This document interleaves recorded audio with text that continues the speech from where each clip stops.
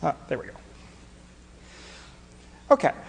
So if we think of this as more of a programming view, we have the processes up here, which need to communicate with the kernel. And then we have the kernel code down here in the operating system.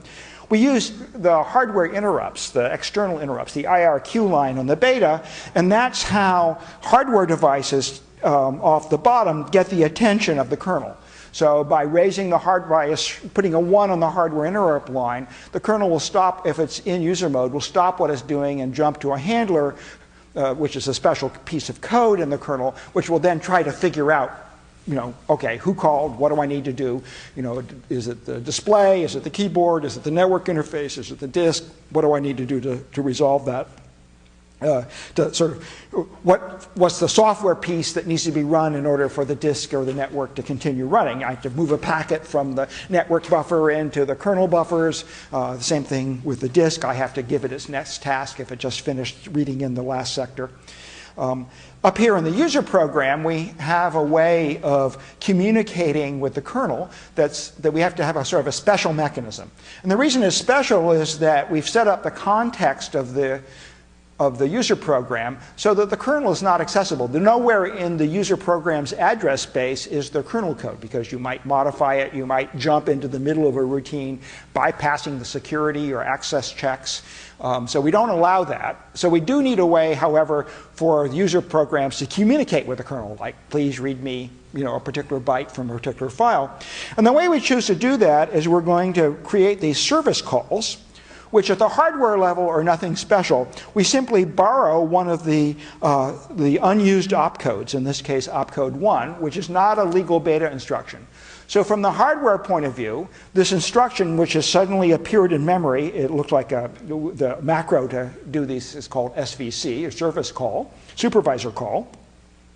And they take a numerical argument which tells which supervisor call you're making.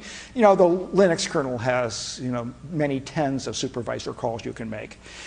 And because it's an illegal opcode, the beta, when it executes that instruction, will in fact take an illop trap. It'll go, the hardware will go, I don't know. It'll look it up, opcode 1 in your control ROM, and it will see that there's no, the control signals that come out will cause PC +4 to be saved in the XP register, and the PC set to location 4, and way that it'll go. And at location 4 is a series of software that basically will go and check to see what the illegal instruction was, and will add some stuff to the kernel that basically checks to see if the opcode of the illegal instruction was 1, in which case the kernel says, oh, this is the user mode program trying to get in touch with me.